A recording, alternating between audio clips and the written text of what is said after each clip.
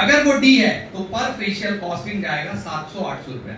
अगर वो second copy है डी का, जो हम लेके आते हैं दिल्ली के सदर बाजार से, तो वो उसका कॉस्टिंग जाता है 300 रुपया।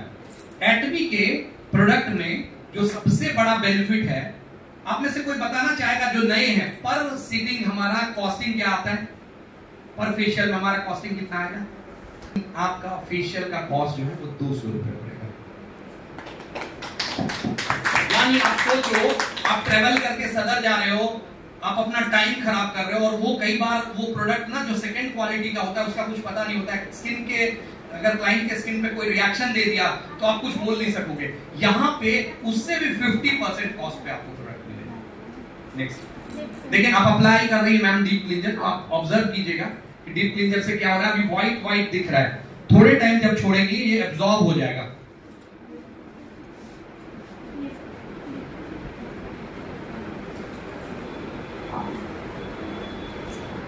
आपने देखा था क्वांटिटी साइड मैम के हैंड पे था। अगर हम बात करें तो लगभग 3 मटर के दाने के बराबर या 4। बस अप्लाई करके छोड़ देंगे। अब यहाँ पे ना स्किन के टाइप के हिसाब से इस प्रोडक्ट को आपको टाइम देना है। अगर ड्राई स्किन है तो सबसे ज्यादा टाइम लगेगा, क्योंकि ड्राई स्किन में इसको अब्जॉर्ब होने में बहुत टाइम लग जाता है। अगर एक्ने स्किन है तो सबसे कम टाइम लगेगा, 2-3 मिनट के अंदर या 5 मिनट के अंदर एक्ने स्किन में आपका अब्जॉर्ब हो जाएगा। अगर ये सपोज ऑयली स्किन है तो 8 से 10 मिनट का टाइमिंग जाएगा। और वो आप कैसे पता चलेगा? जब अप्लाई करेंगे ना तो आप देखोगे स्किन के ऊपर ना, आप अगर देखो, अभी मैम ने अप्लाई किया, व्हाइट कलर दिख रहा था, अब वो धीरे धीरे देखो ऑयल रिलीज करना, ये इसके अंदर एक टेक्नोलॉजी ऐड किया गया है। वो टेक्नोलॉजी क्या करता है, आपके स्किन के अंदर जो ऑयल है उसको ये आपके बाहर निकाल देता है और एक्सट्रैक्ट करता है, और उसकी वजह से क्या होता है, डीप पोर्स में जो गंदगी पड़ी हुई है ना, वो अपने आप उस ऑयल के साथ रिमूव हो जाता है।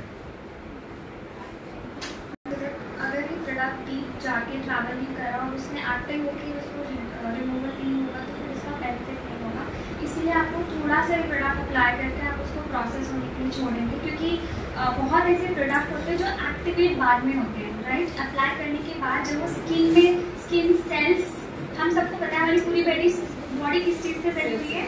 सेल्स से। हम पढ़े हैं सेल्स, टिश्यू, कोशिकाएं हम पढ़ते हैं राइट साइंस में। तो हमारी पूरी बॉडी सेल्स से बनी, तो हमारी पूरी बॉडी का में ट्रिलियंस ऑफ सेल्स है, ठीक है। Trillions of cells and tissues, जो हम डेड सेल्स बात करते रहते हैं, करेक्ट। सो इट्स समथिंग, जब वो सेल्स में जाके इंटरेक्ट करेगा तब जाके उसका प्रोसेस शुरू होगा। तो आपको ये छोड़ना है।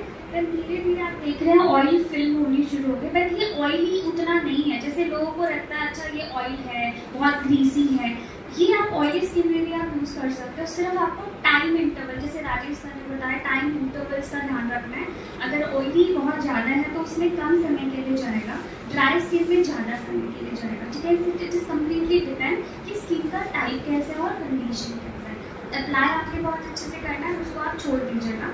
अगर आपको जैसे मैंने इनको हल्का लिप्स में भी अप्लाई किया, बिकॉज उनका जो लिप कलर है वो काफ़ी मैट फिनिश यूज़ किया हुआ है, तो वो भी क्योंकि जब आप कोई भी फेशियल ट्रीटमेंट करते हैं तो स्किन में कोई भी मेकअप रेसिड्यू या एनवायरमेंटल रेसिड्यू नहीं होना चाहिए, क्योंकि आपका जो ट्रीटमेंट रेंज है उसमें बहुत सारे ऐसे प्रोडक्ट्स हैं जो एक्टिव इंग्रेडिएंट्स हैं जो आपकी स्किन सेल्स में डीप डर्मिस, एपिडर्मिस की भी 5 लेयर होती है और डर्मिस की भी 2 लेयर है। आप सोचिए वो 7 लेयर्स को क्रॉस करके उतना डीप ट्रैवल करेगा, करेक्ट। तो उस केस में आपका स्किन का सरफेस एकदम क्लीन होना बहुत ज़रूरी है, क्योंकि बहुत ऐसे केसेस आते हैं जो मैं खुद पर्सनली, क्योंकि मैं बहुत ज़्यादा ऐसे केसेस हैंडल करती हूँ कि ये प्रॉब्लम हो गया, हमने प्रोसीजर किया बट ये, तो उस केस में जब आप उसको डायग्नोस हिस्ट्री देखते हो तो पता चलता है कि उन्होंने मेकअप किया हुआ था, रिमूवल नहीं किया, लिपस्टिक हटाई नहीं, क्योंकि क्लाइंट ने बोला मेरे लिपस्टिक रहने दो, आई मेकअप रहने दो, बट ये सारे केमिकल्स होते हैं, हम सब यूज़ करते हैं, राइट। तो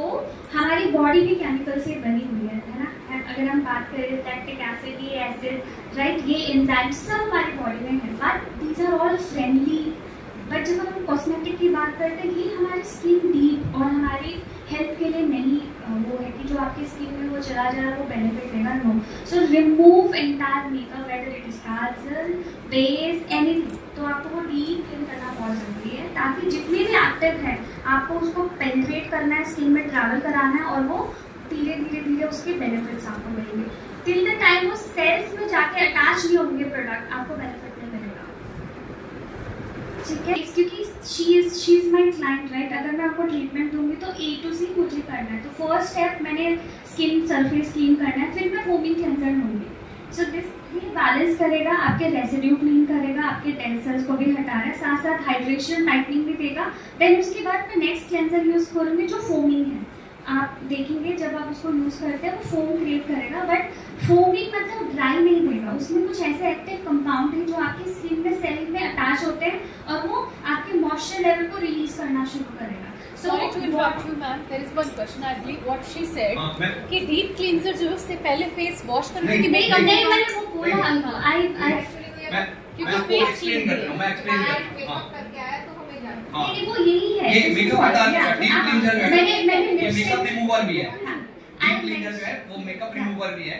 और ये मेरा अगला क्वेश्चन, हां यस आई मेंशन ना लिप कलर लगाया हुआ है, मैंने ब्लश लगाया हुआ था, मैंने उसी के ऊपर इसको लगाया, सो दैट धीरे धीरे क्लीन भी हो जाएगा, डीप क्लेंजिंग भी, और रेसिड्यू भी चला जाएगा, मेकअप वगैरह।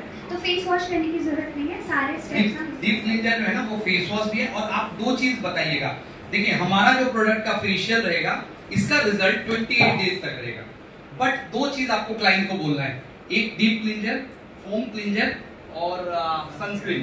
ये तीन प्रोडक्ट है, ये तीनों प्रोडक्ट उनको होम केयर में यूज करना है।